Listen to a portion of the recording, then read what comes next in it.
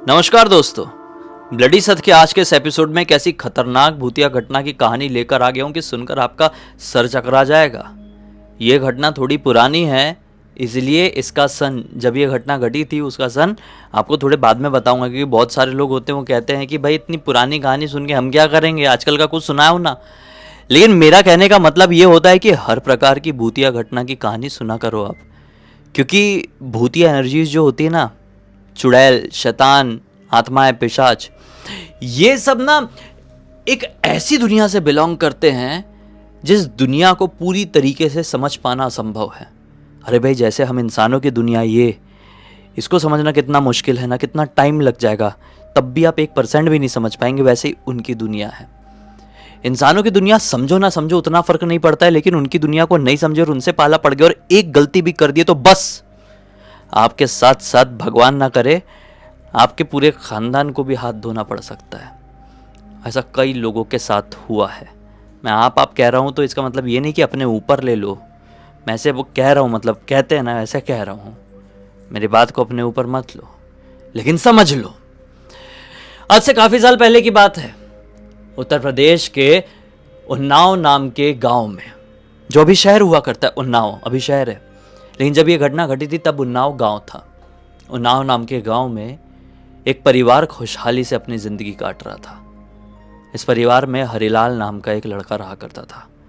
हरिलाल के मम्मी, पापा, दादाजी और दादी जी खुशहाली से अपने एक छोटे से घर में अपनी ज़िंदगी काट रहे थे। लेकिन इस छोटे से घर से 1 किलोमीटर दूर इन लोगों का एक बहुत बड़ा खेत था। जितनी दूर तक नजरें जाएंगे ना, लिटरली जितनी दूर तक देख सकता है ना कोई भी, उतनी दूर तक इनका खेत था। अब इतना बड़ा खेत था तो खेत का मेंटेनेंस भी थोड़ा सा लगता है ना। नहीं, काम करने वाले लोग होते थे, मजदूर वगैरह, जैसे जो इधर खेत में काम करते किसान, काम करने वाले लोग थे, लेकिन अब वो भी एक लिमिटेड वे में ही काम कर पाएंगे। जब कभी भी बारिश बहुत ज़्यादा बढ़ जाया करती थी तो वो भी खेत का मेंटेनेंस बढ़ जाता है। ज़्यादा बारिश के टाइम पे देखो भाई, कम बारिश की ज़रूरत तो होती है खेतों में, लेकिन अगर ज़्यादा हो जाए तो फिर संभालना पड़ेगा ना। उसके लिए तो खेत में काम करने वाला व्यक्ति जो दिहाड़ी में काम कर रहा है वो दौड़ के नहीं आएगा आधी रात में। उसके लिए किसको खड़ा रहना पड़ेगा? जिसका ये खेत है, परिवार वालों को। और परिवार में कितने मर्द? सिर्फ हरिलाल, पिताजी और दादाजी बूढ़े हो चुके हैं। अब स्त्रियां लोग तो आधी रात में खेत संभालने तो जाएंगी नहीं। पहले ऐसा नहीं होता था, आजकल तो जाती भी होंगी, लेकिन पहले नहीं होता था। तो हरिलाल देखते थे कि यार मैं जवान हूँ, मेरे पिताजी भी थोड़े से, मतलब उनको पैर में प्रॉब्लम रहती, दर्द रहता, दादाजी बूढ़े हो गए तो मैं ही जाऊँगा। तो जब कभी भी बारिश होती थी तो हरिलाल जी जाते थे वहाँ पे मेड़ लगाने के लिए। अब मेड़ क्या होती है, जितना मुझे पता है मैं बताता हूँ, बाकी जिसको डिटेल में पता होगा वो थोड़ा कमेंट में लिख देना, ताकि मैं पिन कर दूंगा, तो आपके बदौलत और इस कहानी की बदौलत लोगों को जानकारी मिल जाएगी कि मेड़ लगाना क्या होता है, उससे क्या फ़ायदे होते हैं। तो ये मेड़ लगाने जाया करते थे जब कभी बारिश बढ़ जाती थी। इसमें होता ये है कि भाई ऐसा ऐसा मिट्टी का वो रहता है, मतलब खेत का इतना एक पोर्शन है समझ लो, ठीक है, उसके इतने पोर्शन के बाजू में ऐसा मिट्टी का लगा दिए तो बारिश का जो पानी हो रहा है लिमिटेड अमाउंट तक उस पोर्शन में रुक रहा है, बाकी बह जा रहा है। ऐसा कुछ तो भी प्रोसेस होती है मेड़ की। तो ये मेड़ लगाने जाया करते थे। अब जैसा मैंने बताया, इनका इतना बड़ा खेत था, जितनी दूर तक नजरें जाए खेत ख़त्म नहीं होता था। तो मेड़ लगाने में समय तो लगेगा, और बारिश अगर तेज़ हो गई तो यहाँ की मेड़ लगाए, यहाँ तक लगा रहे हैं, उतनी देर में ये जो पहले लगाए थे वो भी ख़राब हो गई, फिर ये लगा रहे हैं, फिर ये अरे ख़राब ही, मतलब ऐसे में इनके 3-4 घंटे निकल जाया करते थे। तो कई कई रात ये सो नहीं पाते थे जब बारिश बढ़ जाया करती थी। तो जिस समय ये घटना घटी वो जुलाई का टाइम था। उस साल बहुत ही भीषण बारिश हो रही थी। पिछले 1 हफ्ते से हरिलाल जी चैन की नींद सो नहीं पाए थे। लिटरली उनके पिताजी जब भी जाने की कोशिश करते थे, हरिलाल जी खड़े हो जाते, नहीं पिताजी आप क्यों जाओगे, मैं जाऊंगा, इतनी बारिश होती है, थकान हो जाती है, आप सोइए घर पे। तो पिताजी को जाने नहीं देते थे और खुद सो नहीं रहे थे। इसी कारण से इनकी तबीयत खराब हो गई थी, बड़ी भयंकर वाली। तो एक दिन बारिश हो रही थी और जाना ज़रूरी था खेत में, लेकिन आज हरिलाल जी के परिवार वालों ने हरिलाल को जाने नहीं दिए। बोले कि बेटा तू नहीं जाएगा, नहीं अब तेरी बहुत तबीयत ख़राब है, थोड़ा नुकसान हो जाए तो समझ में भी आता है, दुनिया में कुछ इम्पोर्टेंट नहीं है अपने परिवार वालों की जान से ज़्यादा। और पहले के टाइम पे किसी को बुखार पड़ जाए, कोई बीमारी हो जाए तो इतनी इजीली डॉक्टरों का एक्सेस हुआ नहीं करता था। तो घर वालों ने रोक लिए। हरिलाल जी भी सो रहे थे, पिताजी भी तो सो ही गए हैं। दादाजी बहुत जल्दी सो जाया करते, सब गहरी नींद में हैं।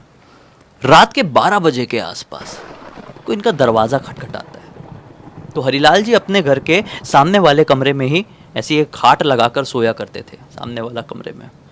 इनकी सबसे पहले आँख खुली, देखी अरे कोई उठा तो नहीं है। समय का अंदाज़ा नहीं, घड़ी नहीं थी घर पे, फिर भी एक अंदाज़ा मिला कि 12 के आसपास का तो समय हो ही गया होगा। पुराने लोगों को समझ में आता था। दरवाज़ा खोले, बाहर देखे तो क्या पाए, हरिलाल जी का एक दोस्त खड़ा हुआ है। ये दोस्त कौन? हरिलाल जी के खेत के बाजू में ही इस दोस्त का खेत हुआ करता था, और मैक्सिमम टाइम ये दोस्त हरिलाल जी के साथ मेड़ लगाने के लिए जाता था बारिश के टाइम पे, क्योंकि अकेला अकेला हो जाते थे। और ये दोस्त पड़ोस में ही रहता था, हम उम्र था। ये कहता है, अरे हरिलाल, आज इतनी बारिश हो रही है, मेड़ लगाने नहीं चलेगा क्या?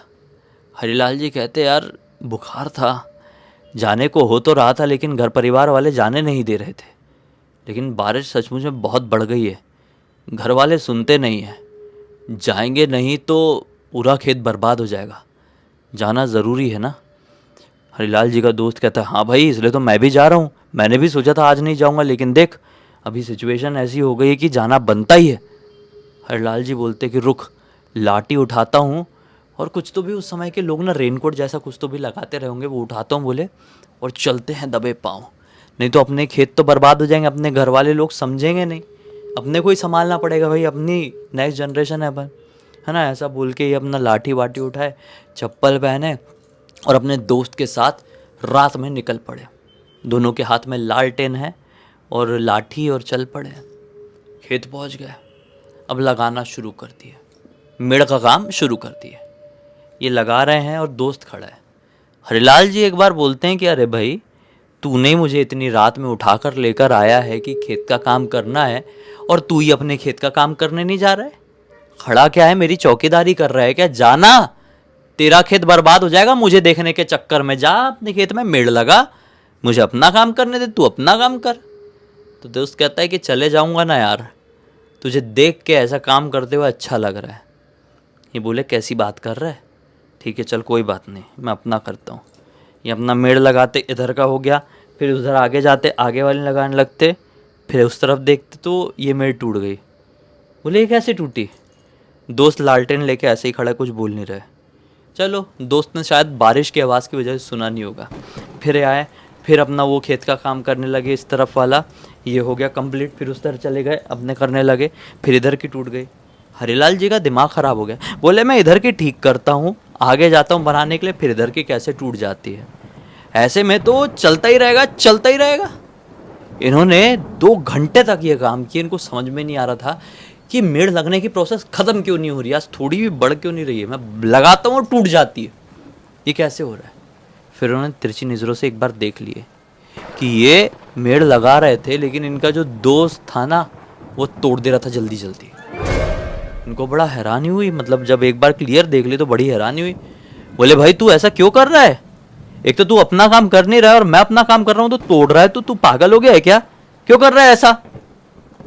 दोस्त कहता है कि देख हरिलाल, मुझसे चिल्ला के बात मत कर, अभी शांति से कर रहा हूँ जो कर रहा हूँ, वरना एक बार गुस्से में आ गया ना तो तेरी हड्डी पसली तोड़ डालूंगा। हरिलाल जी का दिमाग खराब होता है, क्योंकि ये दोस्त इनका ऐसा बात नहीं करता था, और हरिलाल जी भी लंबे चौड़े थे। इलाके के कोई भी, एरिया के कोई भी लड़के ना इनसे ऐसी ऊंची आवाज़ में नहीं बात करते थे, और इनका पुराना दोस्त इनको कह रहा था कि तेरी हड्डी पसली तोड़ दूंगा। इनको गुस्सा आया, लेकिन उस समय बिजली कड़की, कड़कड़ कड़ करके। ये गुस्से से आगे बढ़ने वाले थे, क्या बोल रहे रे तू, कि बिजली कड़की, और उसी समय हरिलाल जी की इनके पैरों की तरफ नज़र पड़ी। जो दोस्त था उसके पैरों की तरफ नज़र पड़ी हरिलाल जी की, और पैर देखकर ये समझ गए कि कुछ तो गड़बड़ है, ये मेरा दोस्त नहीं है, क्योंकि उसके पैर पूरे चुड़ैलों की तरह उल्टे थे। हरिलाल जी की वहाँ पे सांसें एकदम ठंडी सी पड़ गई, और सोचे अगर मैं अभी साफ बोल देता हूँ, ज़्यादा रिएक्ट कर देता हूँ, तो जो कोई भी है जो मेरे दोस्त के भेष में मेरे सामने खड़ा हुआ है और मेरा काम ख़त्म नहीं होने दे रहा है, वो मेरे ऊपर हावी हो जाएगा। वो चाह रहा है कि मैं एक पर्टिकुलर समय तक यहाँ पर काम करूँ और थक जाऊँ। ये अपना खड़े खड़े गणित लगा रहे हैं कि ये भूत चाह रहा है कि मैं काम कर करके थक जाऊं और मैं कमज़ोर पड़ जाऊं तो ये मेरे ऊपर धावा बोल दे। क्योंकि अगर मैं अपने सेंसेस में रहा, अपनी ताकत में रहा, तो ताकत इसके अंदर इतनी नहीं है कि मुझे हरा देगा। इसलिए ये मुझे काम करवा करवा के थकवा रहा है। मैं सामने सामने साफ साफ बोलूँगा नहीं। तो फिर वापस से अपना काम करने में लग गए और धीरे से कहते हैं कि भाई, इसका नाम जयंती लाल था, कि भाई जयंती लाल, एक बात बता भला, तू तो कभी इतने दिनों में मेरे घर तरफ आया नहीं था दरवाज़ा खटखटाने के लिए कि चल खेत में काम करने के लिए चलते हैं। मैं ही अक्सर तेरे घर के सामने से गुजरता था, तुझे आवाज़ लगाता था। आज तू कैसे आ गया? जयंती लाल, मतलब वो जो दोस्त था, वो कुछ नहीं कहता है। हरिलाल जी फिर रुके और बोलते हैं कि क्यों, क्या हो गया? जवाब नहीं मिल पा रहा है? सच सच बता, आज क्यों आया मेरे दरवाजे? क्या काम है मुझसे? हरिलाल जी समझ चुके हैं ये भूत है और उससे इनडायरेक्ट वे में पूछ रहे हैं कि सच सच बता, क्या काम है मुझसे, क्यों आया मेरे दरवाजे? तो जयंती लाल जो ऐसा लालटेन लेके खड़ा हुआ था और धीरे धीरे कुछ कुछ बोल देता था, वह पूरी ऐसी नज़रें उठाता है और हरिलाल जी की आंखों में आंखें डालकर कहता है कि तुझे समझ में आ गया है ना मैं कौन हूँ? हाँ, कैसे समझा? मेरी बातों से समझा, मेरी आंखों से समझा, या मेरे पैर देखकर समझा? फिर से जोरों की बिजली कड़कती है और इसी वक्त ये जो आदमी था ना, इसके जो पूरी बॉडी थी ना, उसकी स्किन ऐसे बारिश की बूंदों के साथ ऐसी घुल घुल कर गिरने लगती है और विद इन सम सेकेंड्स, देखते ही देखते, ये जो भी खड़ा हुआ था हरिलाल जी के सामने, भूत था जो जयंती लाल का भेष बनाकर आया था, वो पूरी तरीके से पूरा स्किनलेस एक अजीबोगरीब क्रिएचर बन जाता है, जो एकदम पतला, लंबा, झुकी हुई पीठ का, और स्केलेटन के ऊपर आप मांस चढ़ा दो तो कैसा दिखेगा वैसा दिख रहा था। और लाल लाल टाइप का मांस, बड़ा गंदा दिख रहा था भाई, बहुत घिनौना। एक कदम पीछे हटता है, कहता है कि तेरी किस्मत बहुत अच्छी थी जो तू मुझे सही समय पर पहचान गया। अगर थोड़ा समय और लगा देता तो सचमुच में तेरी हड्डी पसली का चूरमा बनाकर तुझे खा गया होता। ऐसा बोला और वो भागा, जंगल की तरफ भागा। हरिलाल जी देखते रह गए कि ऐसा क्या हो गया अभी, ऐसा कौन सा समय था जब मैं इसको पहचान गया और इसको टोक दिया और इसने मुझे कुछ नहीं किया, ये भाग गया। हरिलाल जी को कुछ समझ में नहीं आया। इन्होंने अपनी लाठी उठाए और कदमों की रफ्तार तेज करके हनुमान जी का नाम लेते हुए अपने घर की तरफ आ गए। ये हुआ तो हुआ क्या इस समय, हरिलाल जी को कुछ समझ में नहीं आया।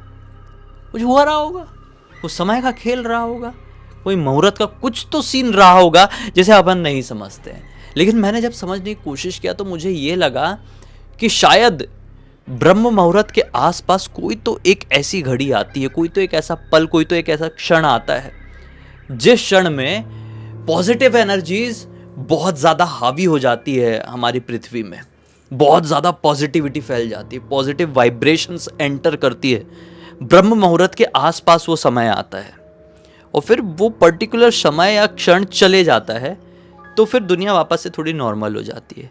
तो शायद उसी क्षण में इन्होंने, हरिलाल जी ने इसको पहचाने होंगे कि ये जयंती लाल नहीं, ये शैतान है।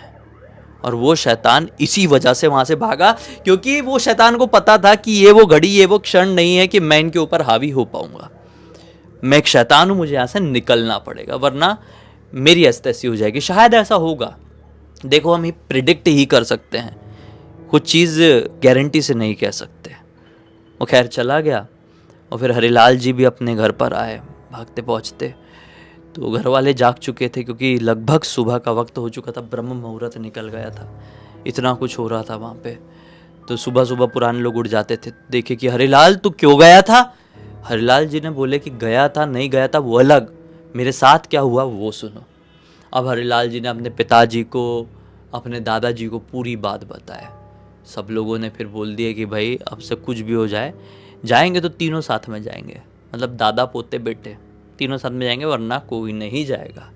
खैर काफ़ी समय बीत गया और वापस से ऐसी कोई घटना नहीं हुई क्योंकि इन लोगों ने प्रिकॉशंस पूरी तरीके से भरते, ऐसे आधी रात में वहाँ पे गए नहीं। और फिर काफ़ी साल बीत गया, हरिलाल जी की शादी हुई, उन्होंने ये कहानी अपने बेटे को सुनाई और उनके बेटे ने अपने बेटे को, और फिर उन्होंने अपने बेटे को सुनाए। शिवम नाम के लड़के ने यह कहानी मुझे इंस्टाग्राम पर लिख कर भेजा, जिसके हरिलाल जी परदादा हुआ करते थे। सन 1925 की यह घटना है। शिवम ने बोला कि यह कहानी भाई पूरी दुनिया को बताओ। मैंने बोला इंटरेस्टिंग तो बहुत है, सुनाएंगे। इमेजिन कर रहा था मैं भी पढ़ते पढ़ते, आपको कैसी लगी, पिक्चर बनी कि नहीं दिमाग में? हाँ, कमेंट सेक्शन में ज़रूर बताना क्या सीख मिली और कितनी रेटिंग देना चाहोगे इस कहानी को 10 में से, ये भी ज़रूर लिख देना। इस एक नोट के साथ अब इस वीडियो का अंत कर देते हैं। अब तक देख लेते तो लाइक ज़रूर कर देना, चैनल को सब्सक्राइब करके बेल आइकन दबा के ऑल के ऑप्शन में क्लिक करना, और इंस्टाग्राम की लिंक वीडियो के डिस्क्रिप्शन बॉक्स में मिल जाएगी, वहाँ पर भी पहुँच जाना। और इसी तरह की कोई भी कहानी, टॉपिक या जानकारी आप लोगों के पास भी है तो लिख भेजना। हो सकता है मेरा अगला वीडियो कल आपके हिसाब से ही बन रहा हो।